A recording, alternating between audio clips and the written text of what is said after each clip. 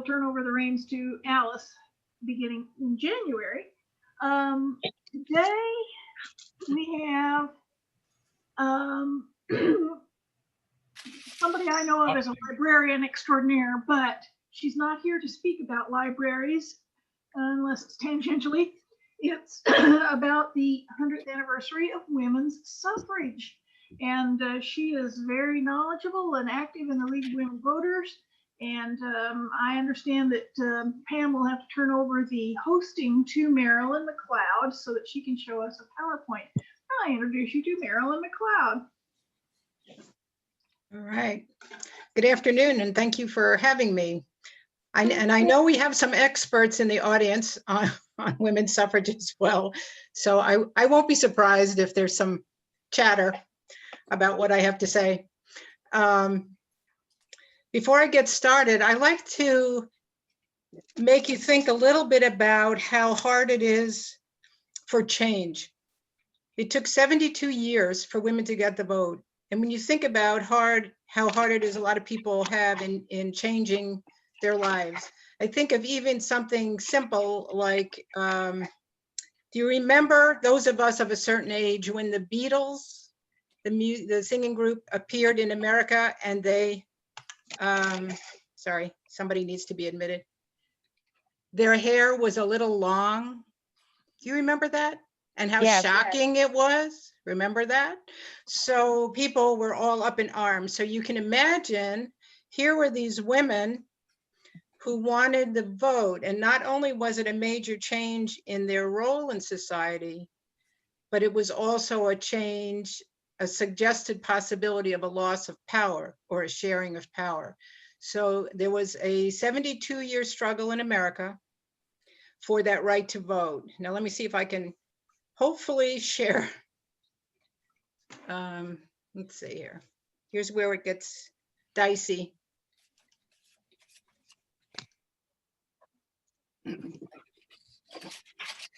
Okay, can you see that? Can you see the screen? Yes. Yes, yeah. Oh, yay. Thank you.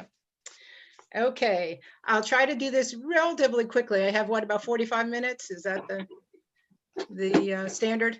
And I'll end with a little bit more look at Missouri. Yeah, you have until 1 o'clock, but leave a few minutes for questions. Okay, well, you have to think about the timing. What role did women have? And this is what was described as the women's sphere. It was very limited. It was basically domestic life, and it was totally self-enclosed. They had no real effect in the public arenas. And here it says the public arenas of money making and politicking.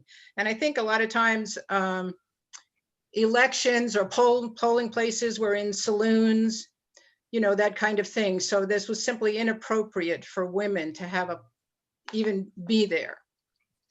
As early as 1776, everybody remembers Abigail Adams saying, "Remember the ladies." Well, we're at our screen now. I'm sorry. Do you see the screen? Okay. And she kind of threatened, she said, "Do not put such unlimited power into the hands of husbands." Sorry for the gentleman in the audience here. "If particular care and attention is not paid to the ladies, we are determined to foment a rebellion." Not much happened. As you can imagine, her husband didn't listen and women had no part and were never mentioned in the Constitution. So let me just say a little bit about women's rights. Set up wherever they are. I don't know. Married women, if you want to think about this, and for the ladies, the women in the audience today, think about this and your life. Married women had even fewer rights than single women. Wow. When they were young and single, girls were legally bound to do whatever their fathers said. When they married, women had to obey their husbands. Legally, a married woman suffered what was called civil death. In other words, she and her husband became one person, and that one person was the husband. They did not have the right to own properties. They could not enter into contracts or sign legal documents. They could not keep their wages. If a woman worked, her pay belonged to her father or her husband. Women who did work had very few job options, and they were always paid significantly less than men for the same work. Teaching was the more common female profession, and schools typically paid women 20 to 50% less than they paid men. Some of these issues are still ring with us if you think about pay equity. Nowadays, we still have this issue. Women could not have custody of her children. A woman could not have custody of her children if she divorced her husband. So anybody in the audience who has had a divorce and children might want to think what that was like as a woman. What are you doing? Her children, like all her property, belonged to her husband. Women could not attend college. Higher education was considered unnecessary because women were basically just going to be managing their home. They could not serve on juries or testify in court. They needed male escorts when they traveled, and they were expected to remain quiet in public. Addressing what was called a promiscuous audience, which was a group of men and women, was considered scandalous. And of course, women did not have the right to vote. Who could vote? At that time, early on, and of course it was left to the states, but principally it began as only white male landowners, which was a very small percentage of the population initially. And then as the decades went by, more men were given the vote. And of course, it depended upon the state. Now, the suffrage movement began more or less out of the abolitionist movement. Lucretia Mott was a major figure in the abolitionist movement. She was a Quaker, and she was radical for her time, certainly being a woman who spoke out publicly.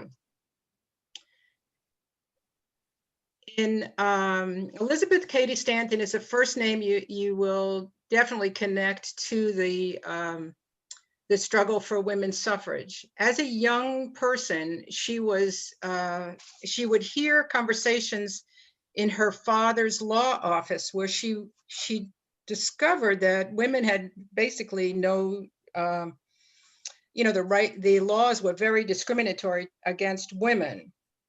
So she began to develop her own ideas about this issue. And when she got married in 1840, she was known that she did not allow the word obey in the marriage, what do you call it? When you get married, I can't think of the name. What is it? The ceremony, whatever. Ceremony, thank you. Yeah. Vows. Her vows, exactly. So she dropped the word obey, which even today is probably still used in a lot of cases. So it's amazing. She and her husband were involved in the abolitionist movement, and they went to London for the World Anti-Slavery Convention. And there she met Lucretia Mott. Let's see here. Back here, Lucretia Mott. And they discovered at this convention, even in London, that they were not permitted to actually participate at all, simply because they were women. As it turned out, she was living, Mrs. Stanton was living upstate New York in Seneca Falls, which, I always wondered, why was this women's convention in Seneca Falls of all places? Why wasn't it in a major place? Well, it turned out she was living there, and it seemed that she ran into Lucretia Mott at a neighbor's, and they came up with this idea of this women's convention, this first women's convention, which was in 1848. At the convention, Frederick Douglass attended. He was the only African-American person there. He, of course, was a famous abolitionist, and he came to that as well.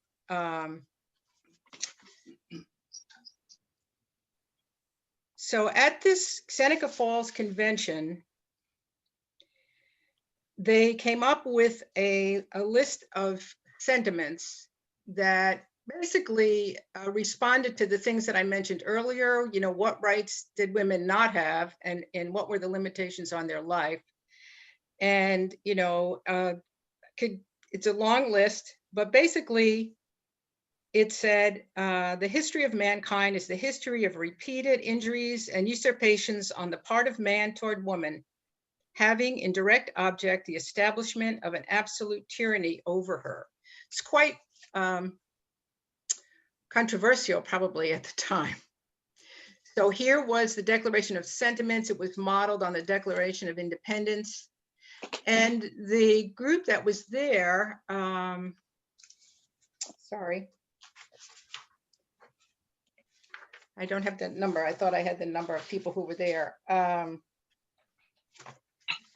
The last thing in the Declaration of Sentiments was that women should have the right to vote. And everyone was willing to sign off on it, except for that right to vote. It was so controversial. So that's what I said in the beginning, that people can make changes, but some things just, they can't get past. And that was, tells you that here was this special occasion where there are these people there who are all in favor of women's rights, but they get stuck on that right to vote. They ultimately, people did sign it, but not everybody did because they felt it was so controversial.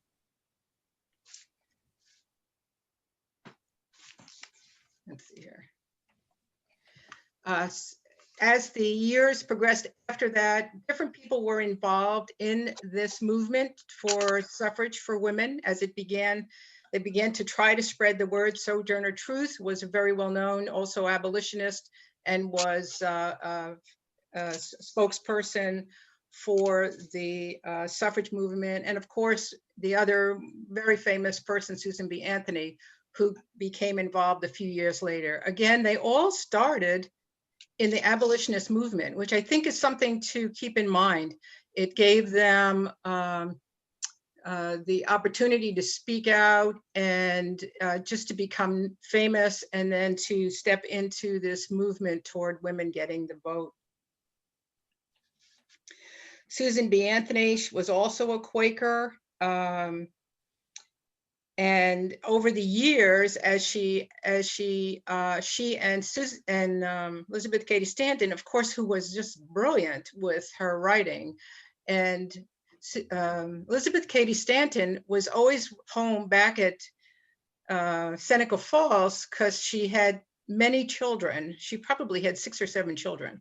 So she was not able to get out and about around the country. But Susan B. Anthony would go around the country, which is remarkable when you think about how difficult travel must have been. I think, you know, after the Civil War, there were trains and it was a little bit easier to get around, but it isn't like today where you got in a car and got on the road. Susan B. Anthony, as a result of her work, encountered hostile mobs, armed threats, and things thrown at her. She was hung in effigy and her image was dragged through the streets. He called for equal educational opportunities for all, regardless of race, and for all schools, colleges, and universities to open their doors to women and people who had been enslaved. She advocated an 8-hour workday and equal pay for equal work, and had a goal to seek protection for working women through the trade unions. So some of the things, again, that were being requested, demanded, we're still fighting for. The fact that she was hung in effigy and, you know, demeaned as she was, these things are just not, haven't escaped our life either today. You know, people who say things that you don't like can be, encounter hostility. During the Civil War, the fight for women's right to vote was kind of set aside, and the women's movement, women felt that if they showed that they could be helpful, effective, supportive of what was happening with the Civil War, that would give them credibility. Because a lot of people felt that the reason why men got the right to vote was because they were the soldiers, so that gave them the credibility to get the vote. But women were not in the military, so why should we allow them to vote? You know, it was kind of a back thought there. Of course, you have to think, well, it's possible that there were men who didn't serve in the military and they got to vote. So why is that the criteria? After the Civil War, they began working again. And of course, the 15th Amendment gave, the 14th and 15th Amendment gave citizenship and the right to vote to African-American men. And at that point, the women's movement said, well, let's just include women while we're at it. Why not just have a nice single amendment to the Constitution that gives the right to vote to every citizen? Well, of course, there was great resistance to that possibility, particularly in the South, that would mean that not only would African-American men get the vote, but then African-American women would. So of course, there was terrible resistance to that idea, which effectively divided ultimately the women's movement. But in 1872, women thought, well, maybe the 14th Amendment gave them the right to vote, because if it granted citizenship, and citizenship meant you could vote. So they tried to register to vote in several places. One of the famous cases was Susan B. Anthony registered to vote in New York State. She managed to convince the young man to let her register, and then she she ended up getting arrested for this terrible deed that she did. So this was an idea that was tried in a few different places, and one of the places was in Missouri. And so Virginia Minor was a Missouri woman married to an attorney, and she tried to register to vote and was stopped. So she took her case all the way to the US Supreme Court. It went there and failed. And the judgment of the Supreme Court was that, yes, she might be a citizen, but citizenship doesn't necessarily mean you have the right to vote. You have to leave it to the states.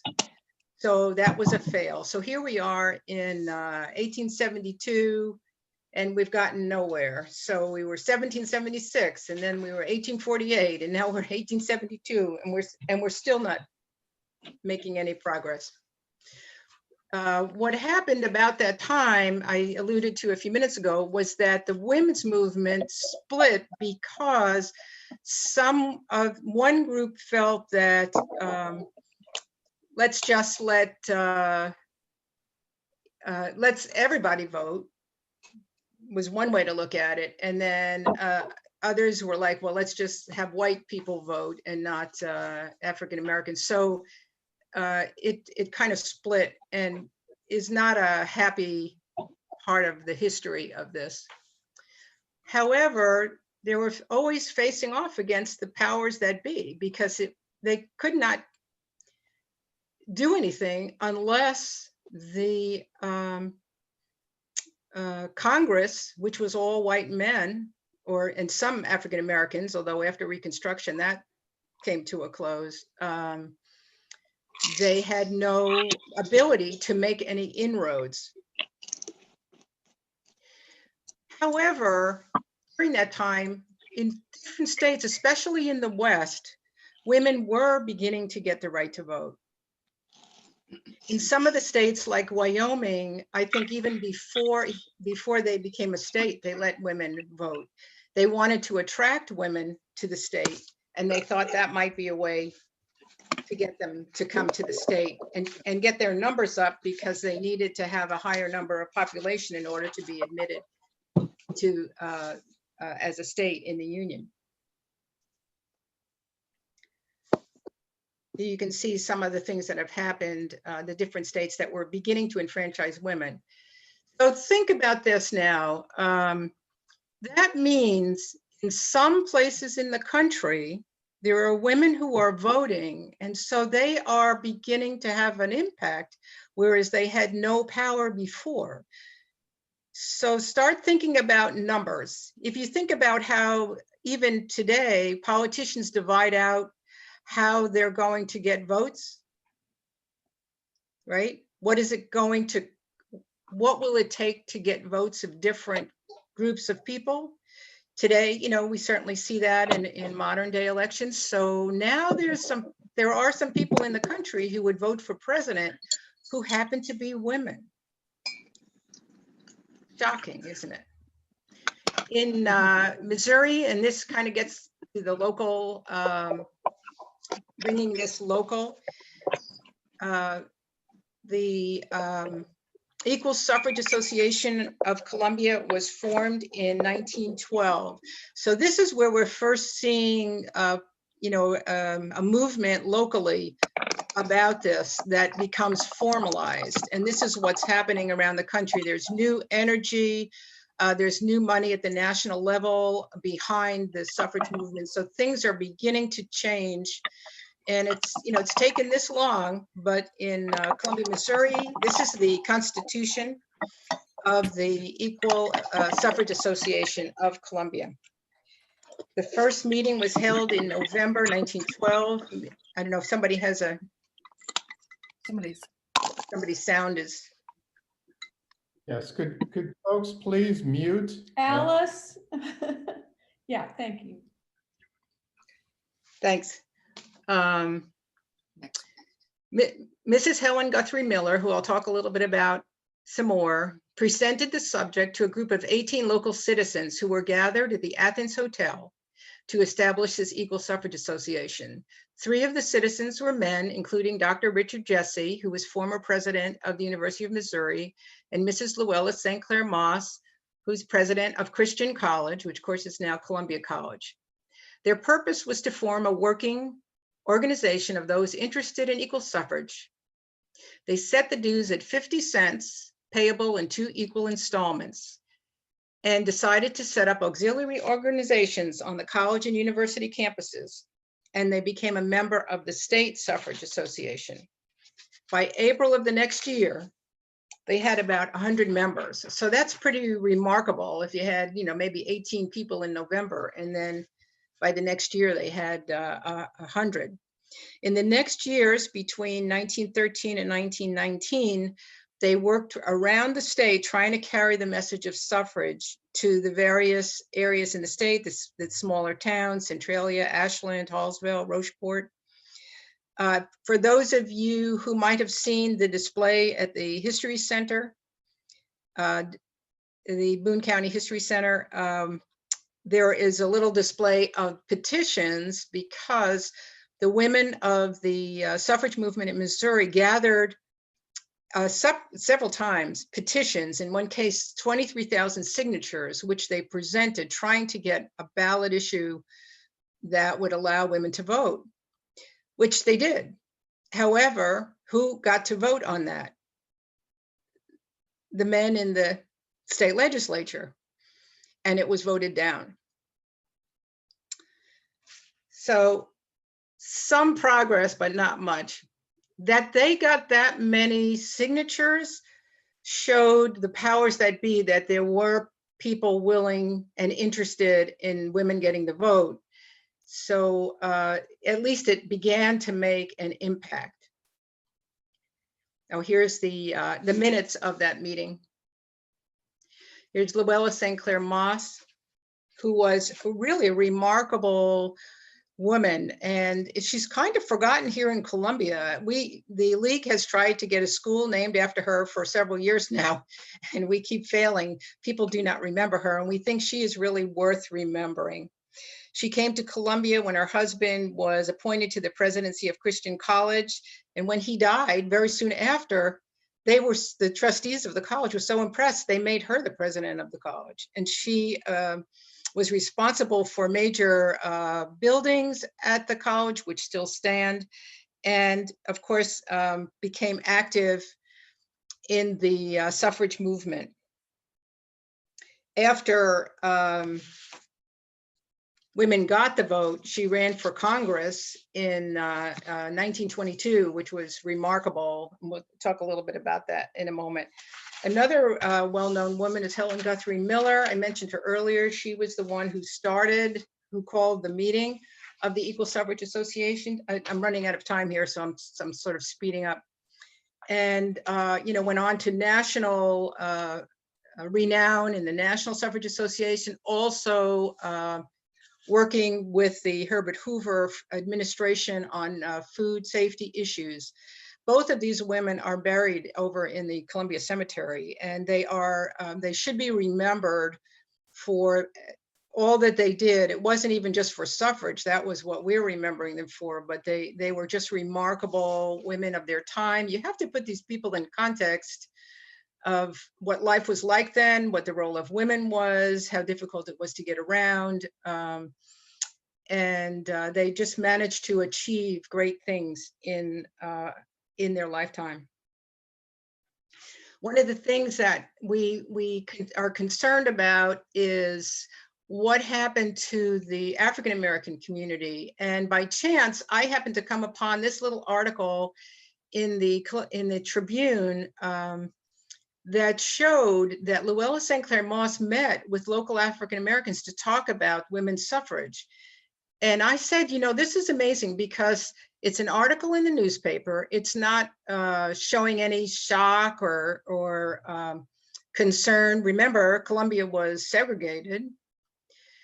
And it just nonchalantly says there was this meeting and she went to talk to them. So that showed that there was this interest in including people of color in the suffrage, the fight for suffrage. So that was a good thing to find. And it was just a chance article because a lot of things are forgotten over time. Okay, here's women meeting. You're not necessarily, these are from St. Louis, but if you notice, they're all in long dresses, long hair, and hats. And I say this by about 1925. Remember the women of the generation of the 20s, how different they looked. You know, they have short skirts and short hair and short little hats. So anyway, things were changing, and the women had finally were trying to convince the national political parties to include women's suffrage in their platform. As I mentioned before, the women in the Western states, a lot of them now were able to vote. So this was now a constituency to consider. So when the Democratic Convention met in St. Louis in 1916, the women of Missouri, and possibly from other states, decided to hold a parade, and they called it the Walkless Talkless Parade. They stood there in the white dresses with yellow parasols, so they were labeled the Golden Lane. And the men who were going to the Democratic Convention had to walk in front of them. So they had to take notice of this Walkless Talkless Parade. And several of the Columbia members of the Equal Suffrage Association were there. At the same time as all of this is going on, Alice Paul, a national figure, formed the National Women's Party. And this was a more radical take on the women's suffrage movement. The traditional women's movement did parades, just like we just saw. Alice Paul had been in England, and when England had rather radical suffrage movement. And this is one of the things, if I usually say this at the beginning, but I forgot. In England, the women were called suffragettes. But in America, they did not use that term, use the term suffragists, because the suffragettes had a bad reputation here. So they softened it and called suffragists. Well, Alice Paul had participated in the what was considered radical actions in England, was thrown in jail. There was terrible situation in England, came to America and said, we have to do some of these same actions.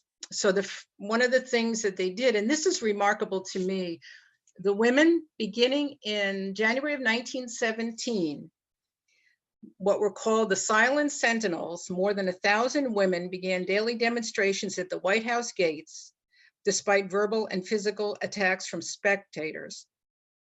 Now, do you notice they are wearing warm clothes, winter coats, because it's cold out there. So think how you would feel if you were standing outside the gates of the White House in the middle of winter for hours trying to get the vote.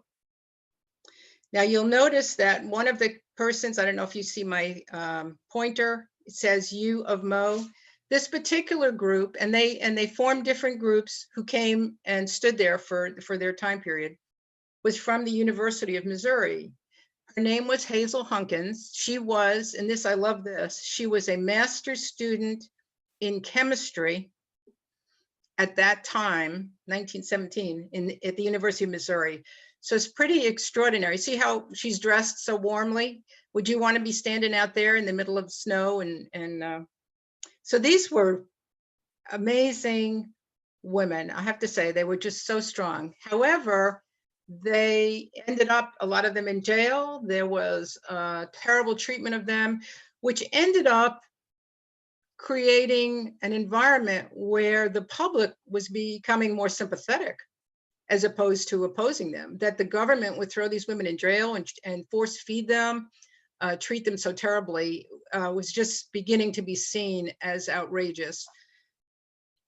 So by 1919, in the state of Missouri, one of the first bills that was put in the legislature that year was to give Missouri women the right to vote for president, which was passed in Missouri legislature. So you can see in a very short period of time in the state, from a few years before, when petitions were presented, there was a ballot issue, and then they lost. By 1919, public opinion had changed. And here we are, women get the right to vote for president, vice president. And then, of course, later that year, the 19th Amendment passes the US Congress. So it took this many years to get here. And then here is the text of the 19th Amendment. And Missouri was the 11th state to ratify, which was amazing if you think about it today. I don't know, you wonder today if it would be approved, so we're very proud of that. Another person I'll mention is Edna Gellhorn, and she was famous from St. Louis. She was a major figure also in the suffrage movement in Missouri. And her middle name is Fischel. Her brother is Ellis Fischel, who established the cancer hospital in Columbia. I'm sure you all know the name. After getting the vote, of course, the Equal Suffrage Association became the League of Women Voters of Columbia. And then women were sent around to provide education, citizenship classes, to encourage women to vote and to get them registered to vote, and to show them what it took to be able to vote. If you go to the Capitol in Jefferson City, there is this bronze tablet which has the names of the major people who worked toward getting the vote. And it's really kind of neat. You'd go to the rotunda, and there it just sits quietly up there on the wall. It was put there in the 30s, let's see, 1931. And so it's really neat. And then some of the names are, of course, were Columbians, which is here Luella St. Clair Moss. And let's see, I know I saw here, Mrs. Walter McNabb Miller is Helen Guthrie Miller. And of course, in those days, a lot of times, most of the time, women were known by their husband's first name as opposed to their own. So here we are. The Equal Rights Amendment was introduced in 1923. And Missouri, and although 38 states have now ratified it, it is still in limbo. And Missouri has still not ratified it. So I'll let you take your own judgment from that. We're still fighting for that one. And that's the end of the presentation. I'll take questions. That was pretty fast, but I hope that gave you kind of an idea. Oh, okay. Could you get out of, maybe Pam could take over the hosting and get that. Oh, yes. Okay. I can't see people. Okay, let's see here. Okay. Okay, now I can see people. All right. Okay. And Are there any questions or comments? And that includes people from the press. You can ask questions as well. the David, I Just see a it. quick question. The plaque in the rotunda, we don't remember seeing that before. Is that on the first floor or is it one? Yes, it's on the first floor. We'll look for It it. just kind of sits to the side. Yeah, having been there many times, never saw it until I learned that it was there. So I looked for it and there it was. So that was pretty neat. Thank you. Yeah. Okay. Anybody else have comment? Oh, Wynn Caldwell. Okay. You're muted, Wynn. Let's see. There. I really enjoyed your talk, Marilyn. I wanted people to know that the exhibit of the league, of the suffrage movement is still there at the museum. We can go and see it now, along with the other historical exhibit that's been put in the museum. And I know the members would love for everyone to go to the museum and see it if you haven't already. Yes, thank you. It's kind of fun exhibit. It's about that, maybe that last 10 years in Missouri, when women, did the final work toward the vote. Not so much the early years like I talked about, but those last years. Right. So Yeah, it's nice. We also need to point out that it was Carrie Chapman Catt who launched the name of the League of Women Voters at the first convention of the League of Women Voters. And I think her birthday is coming up in a couple of days. So I see Mari's hand is up. she was outstanding because she really put together the campaign for Tennessee. They were the last state to confirm it. So, Right, yeah. That leads right into my question, and that is, Marilyn, I think a lot of people may not realize how close those finals votes were. The vote in Congress, and then came down to a single state, and then a single vote in that state. So you might want to share a little of that. Right, yeah. As I said, I kind of raced through that. And I know Catherine Allen has a great take on that we always say that every vote counts, and literally it was one vote in Tennessee. It was the last state. They needed at that time, I think 36 states to ratify, and the only ones left were southern states, and the likelihood of this passing in the southern states was nil. So they took this chance on Tennessee as the one. And the day of the vote in their legislature, Henry Byrne was his name, a young member, a brand new member of their legislature, got a letter from his mother telling him to vote in favor of it. And that one vote made the difference. So every vote counts. And I shiver to think if he hadn't have gotten that letter from his mother, would we still be fighting? That we're still fighting for the ERA, that this is considered controversial in Missouri. I've been at a hearing on it. A bill gets introduced, and it's just quite surprising. It just is not going anywhere. So, makes you wonder. I will say that the Boone County Historical Society is not well populated, so it's fairly safe to go with masks. But if you're unable to go, you can Google "She Got the Vote" YouTube, and you could see our virtual visit of the museum put on by the League of Women Voters for our members and others. And it's not as good as going in person, but it would give you a taste of what you're missing if you haven't seen it.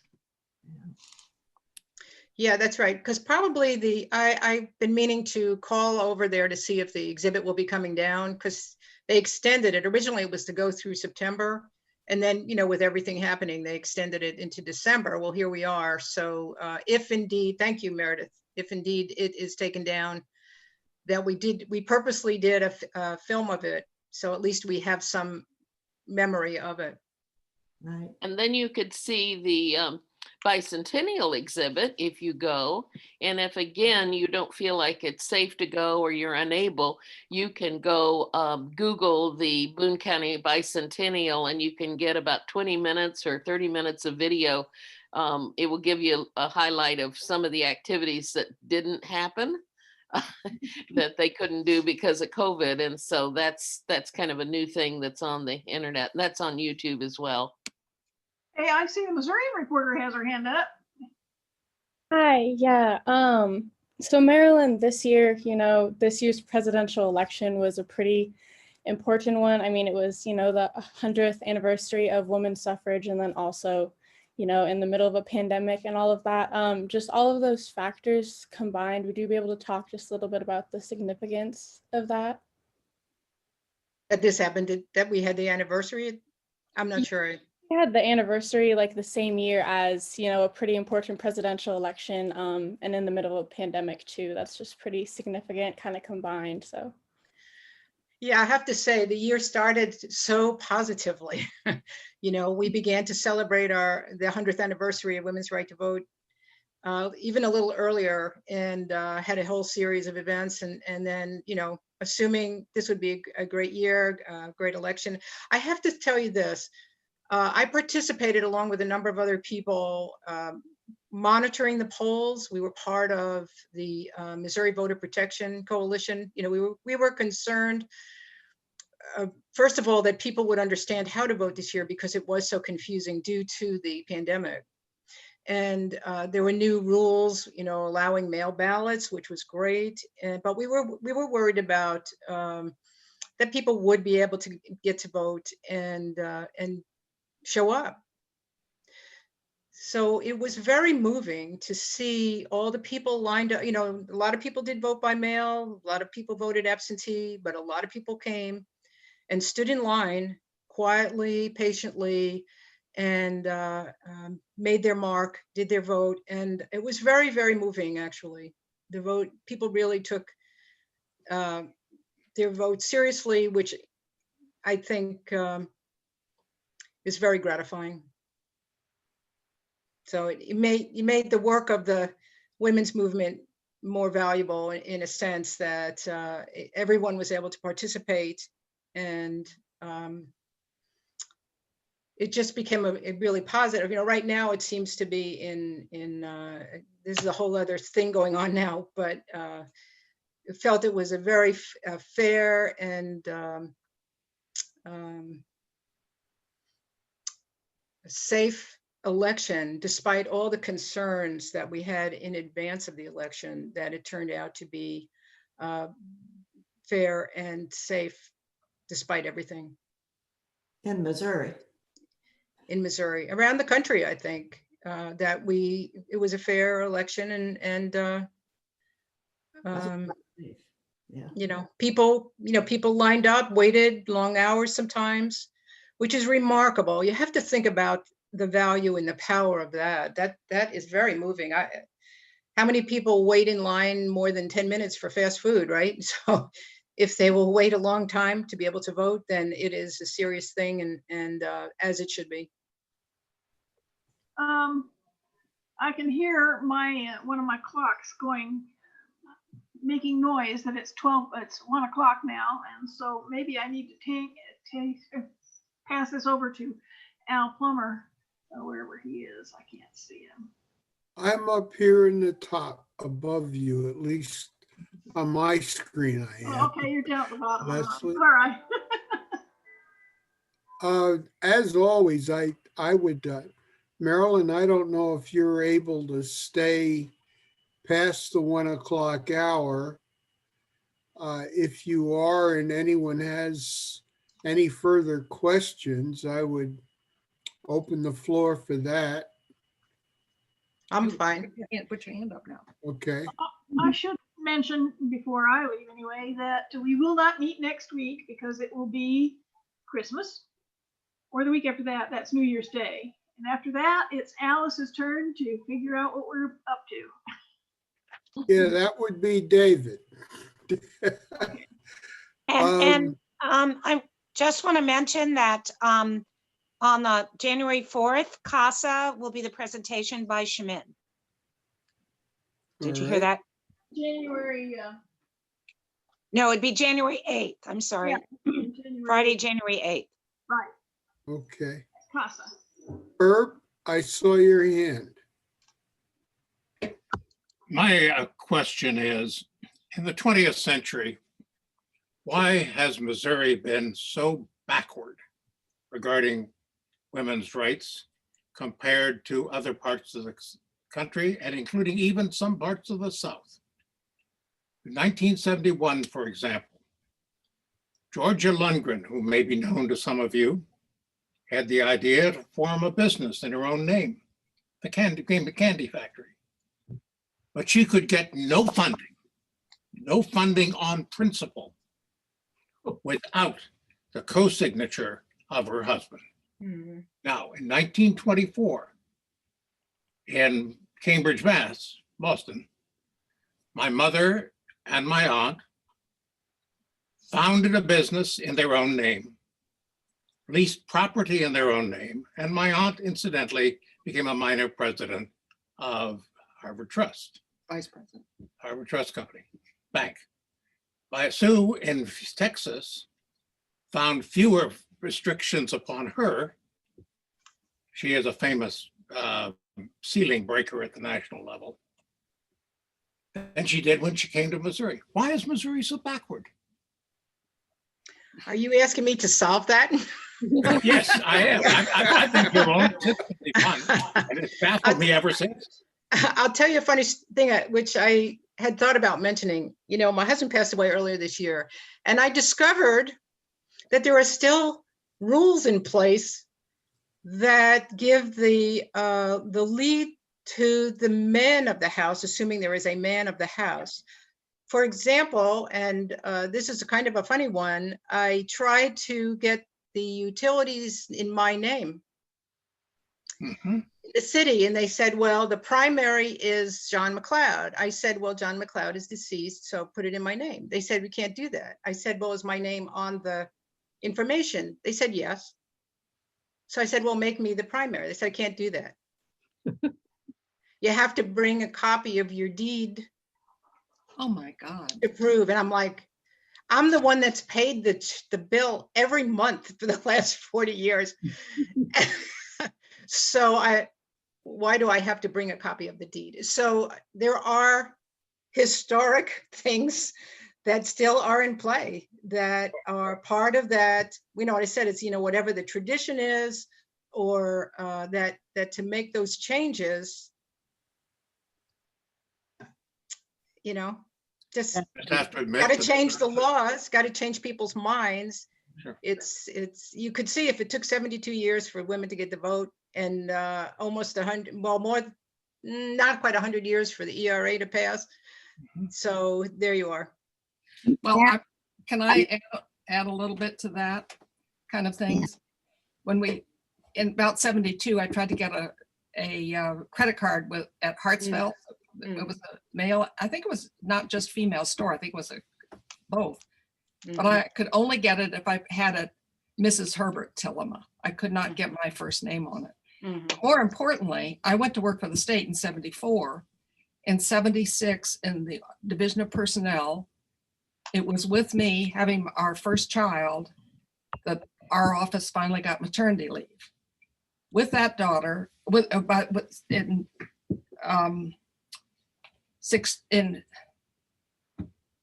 76, when was the other one? 79, when the second daughter was born, I decided that we'd have, what do you do when you check for the baby? Whether it was well? It wasn't sure that it was going to having a picture of the fetus. Sonogram. And it wasn't sure that would be covered, but men got Viagra coverage. And in fact, before 76, I had a miscarriage. It was not covered under the university health plan, but men could get Viagra. Yeah. A lot of this was I would add, before calling on Catherine, because I see your hand up, Nancy had hers, but I don't know if she's still with us. Herb, I would add to that in terms of your observation during the time that we were struggling at the Human Rights Commission to change the Missouri Human Rights Act, which we did, which interestingly enough, John Ashcroft signed two major civil rights legislations for the state of Missouri. There was also a real strong move with ERA, the Equal Rights Amendment at that time, and it couldn't get any traction at all. Right. And that was during a time when in the House, anyway, the Civil Rights, the Human Rights Act, which it's called, was getting 85, 90% support out of the House of Representatives. So I don't know what the deal is. Catherine, Alan, you had a question. Can you hear me? Yes. Yes. I wanted to just comment to Marilyn's, sometimes I think it's just trying to do things over the phone, Marilyn, because there are people, men and women who have died and the surviving spouse is not a nice person. So they make the wrong assumption. I've sort of run into that. But in Minnesota, when I wanted to change the phone bill just to my name, I had to give my social security number. And then there was no problem. And I did that over the phone. So it's still all mixed up. It's still all mixed up. So that's my comment. Yeah. Meredith? You're muted, Meredith. Thank you. It also helps to have a name that used to be a male name. I was recruited in the 60s to the services, Meredith Donaldson. Think of Meredith Wilson. And then when we were first married in Champaign-Urbana, I went to the neighborhood store that advertised we should get a credit card with them. I'd had a credit card before and I went in with my new name and I was able to talk them into a credit card. They kept saying I had to have my husband, but I got my credit card and my new married name. And shortly thereafter, we went to that store to buy Joe a suit. He was new faculty and we got a suit. And the man, fitted him for the suit and then reached out to shake his hand. When I gave him my credit card, he went and shook Joe's hand and said, "There are not many Merediths around. Thank you, sir." And I can't remember if we put him on the spot to say, "Wait, my name is," we just let him think that. But I had a pretty easy time getting job interviews and things. But of course I didn't get the jobs when I went in. The look on their face when Meredith walked in and it was, oh, so. Yeah. No longer. One of the things, I lived in New York. I don't know if this was true around the country, probably was, that job listings were separated. Oh, yes. You had job listings for men and job listings for women. So, when you say stuff like that to young people, they look at you like you're crazy. Of course, they don't use job listings anymore, but, at the time that there were very distinct places, jobs that you could have if you were a man or a woman. Things that, thankfully, some of those cultural things have gone. We have advanced some. It just is, it's so strange, like the ERA or equal pay, like, why is this still an issue? And you just can't believe it. It's just remarkable that it's still an issue. Sue?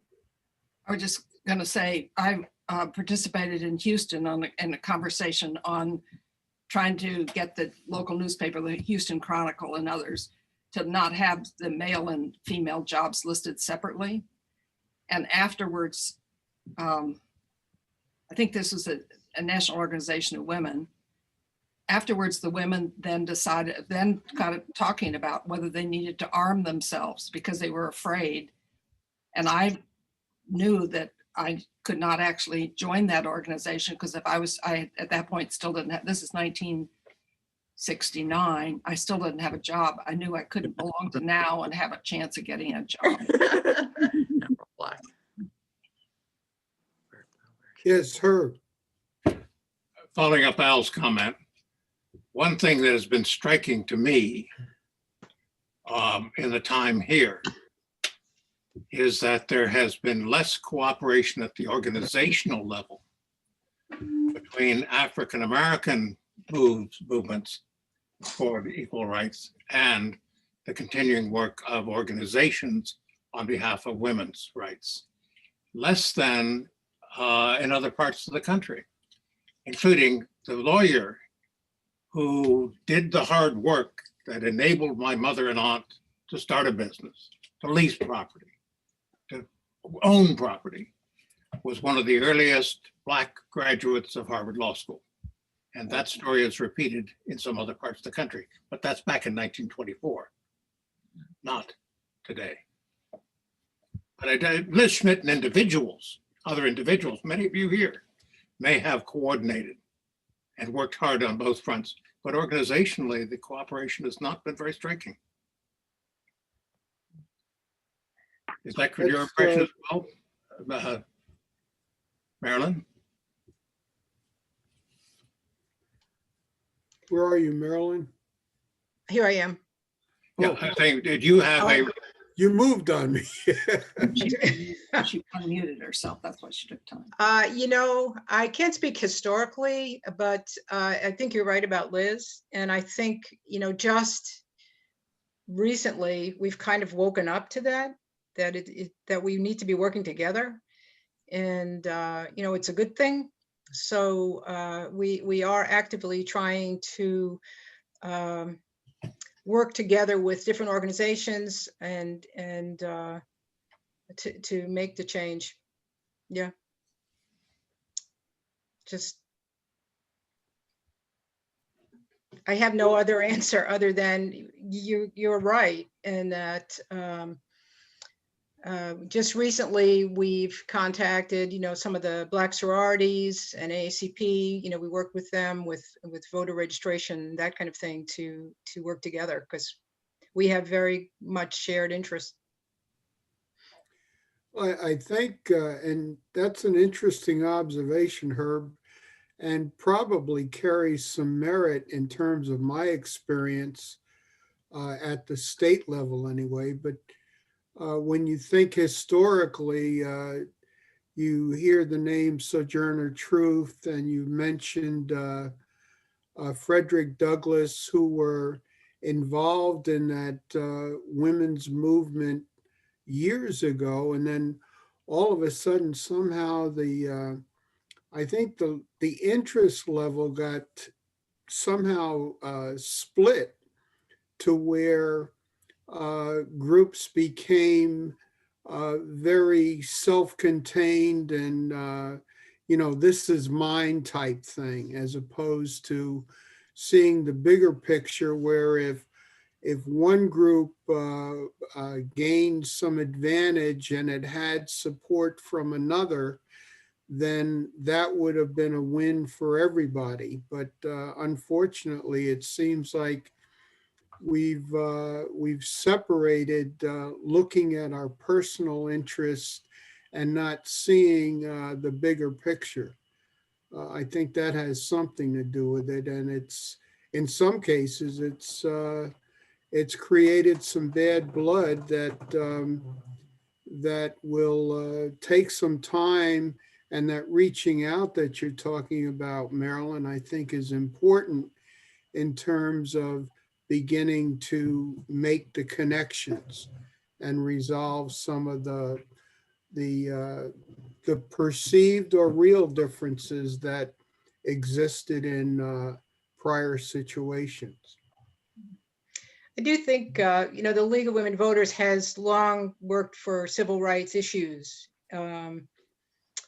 So it's just whether we're literally, you know, like right now we're working together a lot with the Missouri Voter Protection Coalition, which has organizations simply wanting to be sure that all voters have that opportunity and that there's no voter suppression, so the activism on the issues has always been there, or certainly has been there as long as I'm a member.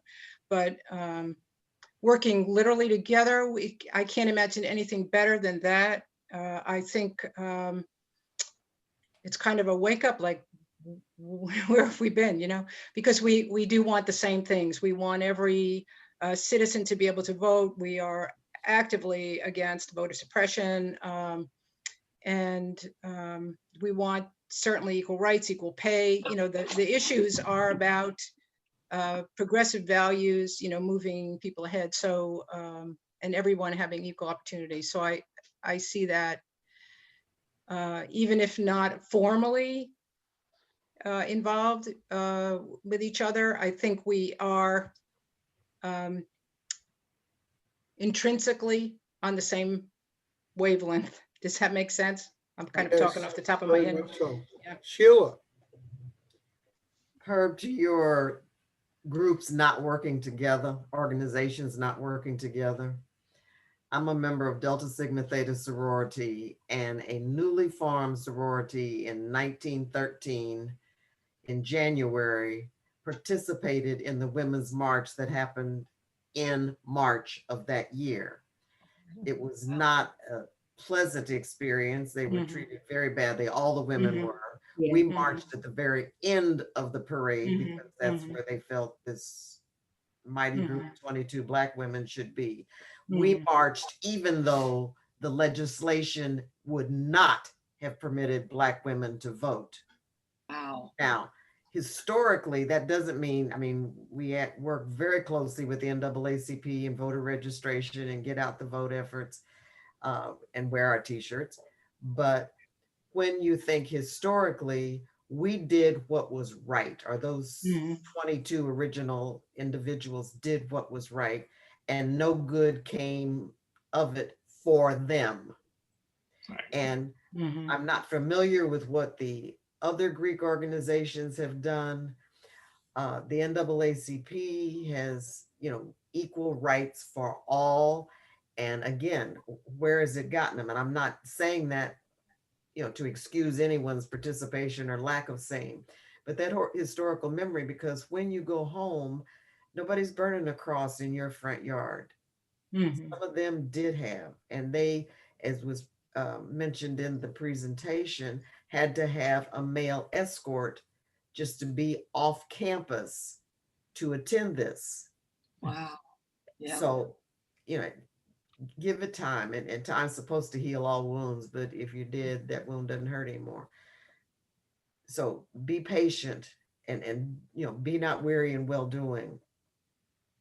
We've talked to people in Columbia who are still breathing, who will not go on the University of Missouri campus. These are Black Columbians, lifelong Black Columbians, because when as children they went and looked through the then fence at Faroe Field to watch a game, they were approached by armed officers and their knuckles cracked to the point of bleeding and told, get on away from here.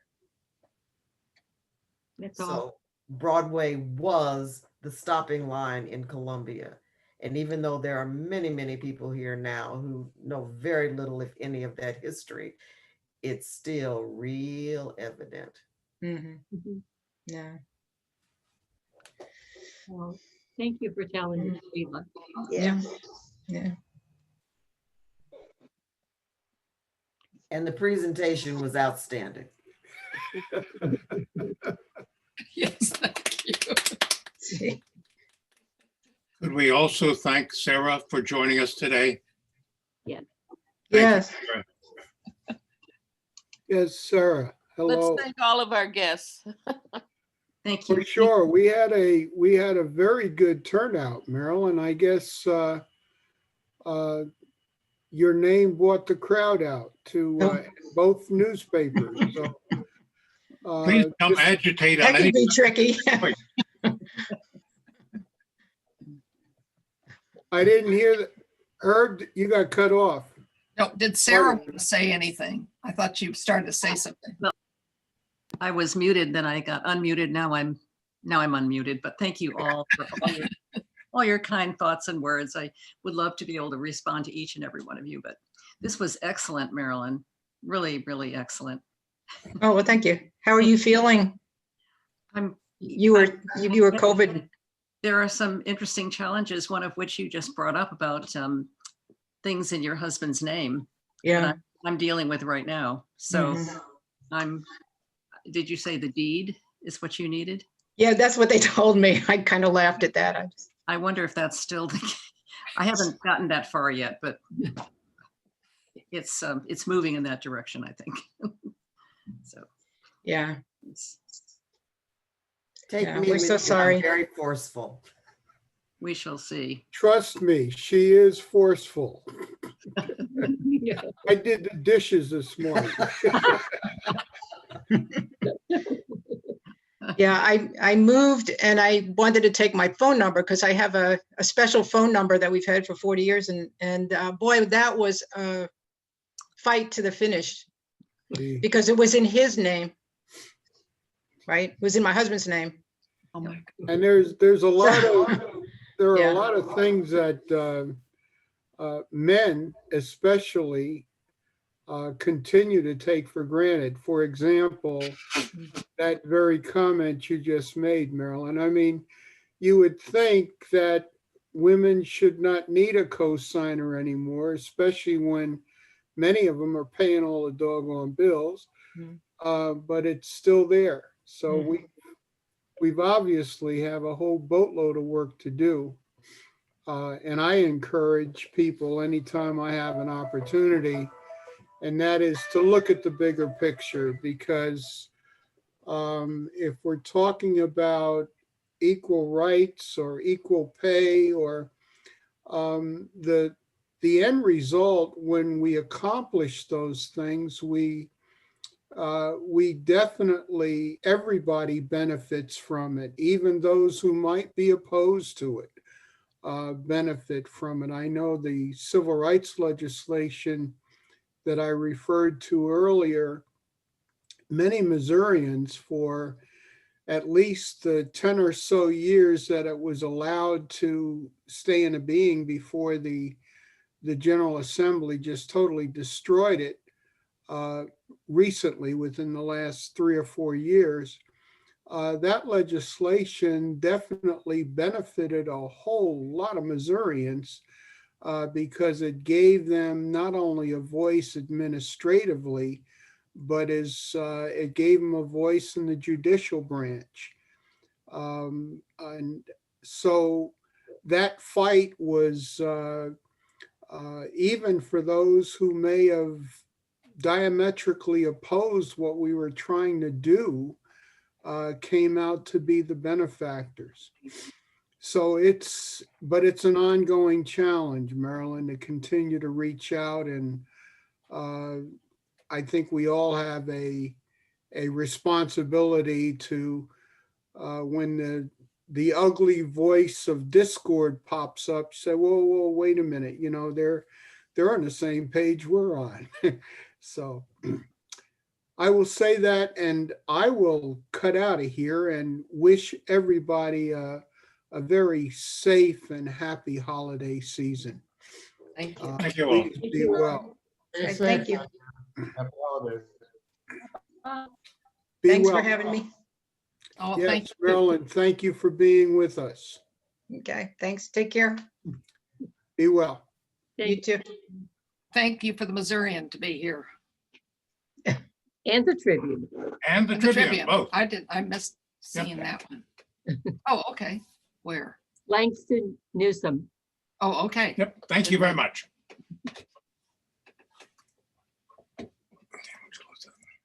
Doing